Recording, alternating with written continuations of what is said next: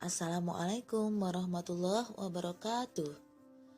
Bersama saya Anifatul Hidayah, CKP Angkatan kelima dari SDN Rejomulyo, Kota Kediri, Jawa Timur.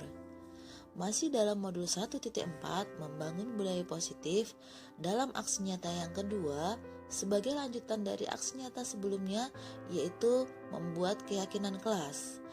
Pada aksi nyata saya selanjutnya ini sesuai dengan yang saya tulis dalam koneksi antar materi, bahwa saya akan membagikan praktik baik yang sudah saya lakukan dalam membuat keyakinan kelas di kelas 5 kepada guru-guru di SDN Rejomulyo.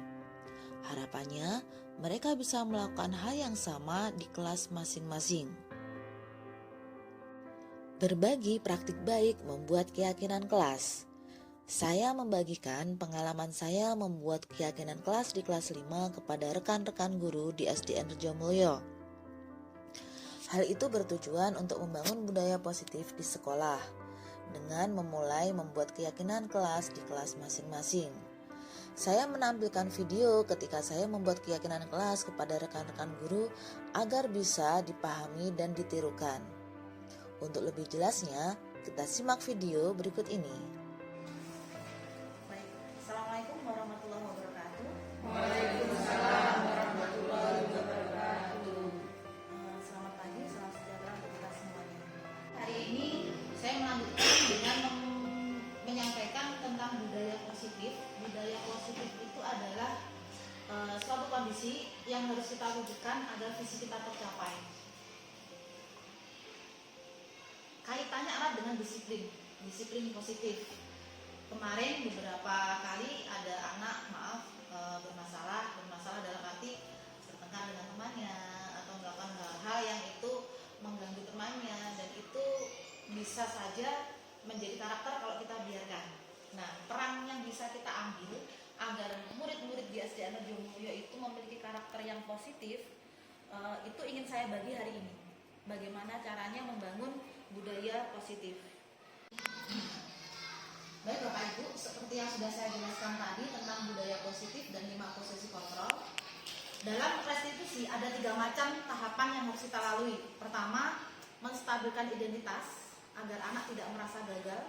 Yang kedua adalah validasi kesalahan. Yang ketiga adalah menanyakan keyakinan.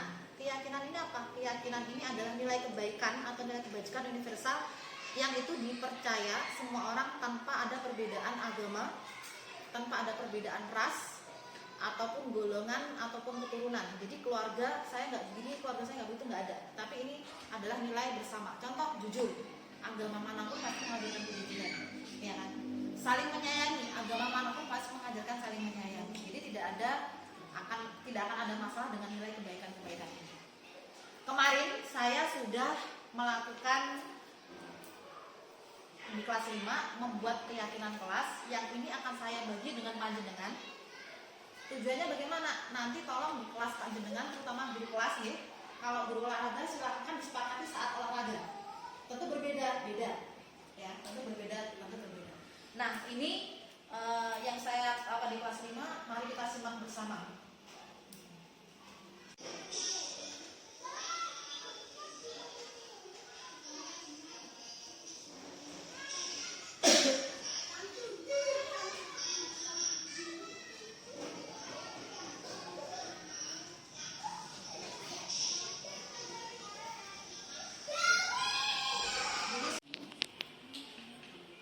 Oke, Bapak Ibu, seperti yang sudah saya jelaskan ya prosesnya, dengan pertanyaan pemantik nanti anak akan menyampaikan pendapatnya.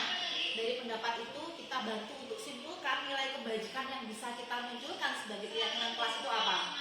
Ini contohnya sudah saya sepakati, kelas 5 itu selalu menjadi siswa yang semangat, saling menghormati, menyayangi, dan bertanggung jawab. Kita gali aja, kita pancing. Kemudian nanti cetak tempel di kelas. Jadi ketika misalnya kita butuh mendisiplinkan anak, kita tinggal ingat-ingat, kita harus apa? Bertanggung jawab. Berarti waktunya mengerjakan, bukan ngobrol. Itu akan enak. Itu bisa dari kelas bawah sampai kelas atas. Oke? Kalau kelas bawah mungkin tulis lebih banyak dituntun. Ya. Silahkan panjenengan ini nanti ke kelas membuat keyakinan kelas masing-masing. Kalau Pak Rarab bisa besok pada waktu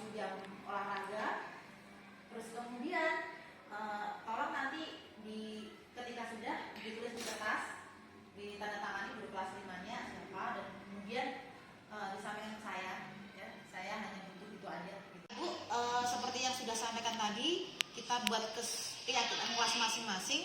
Tapi sebelum itu, apakah ada yang ingin bertanya? Iya, silakan dulu. Terima kasih waktu yang disampaikan. Saya ingin bertanya Bu, bagaimana cara menjaga agar keyakinan kelas yang telah dibuat itu konsisten terus dilakukan? Oh ya, baik. Nanti saya cetak, kemudian dipasang di kelas. Jadi kita pun ingat, murid ingat. Jadi ketika misalnya ada satu hal yang harus kita disiplinkan, kita mudah. Misalnya ada anak yang berisik saat belajar. Masih ingat ya kesepakatan kita? Kita harus bertanggung jawab. Saat belajar berarti belajar, bukan berisik, semacam itu. Nah, kalau misalnya ada lagi hal-hal yang mungkin kita perlu diskusikan, ketika misalnya ada kasus, kita bisa saling berkolaborasi dengan teman sejawat, mungkin bisa dengan saya juga untuk menentukan langkah solusi seperti apa yang paling sesuai. Seperti itu. Bisa diterima Bapak Ibu? Baik. Terima kasih semuanya. Selamat membuat keyakinan kelas masing-masing. Saya tunggu hasilnya. Semoga dengan ini terbangun budaya positif sehingga SDN Rejomulyo bisa mencapai visi murid impian kita. Baik, sama-sama kita membaca hamdalah. Alhamdulillahirobbilalamin. Assalamualaikum warahmatullahi wabarakatuh. Waalaikumsalam.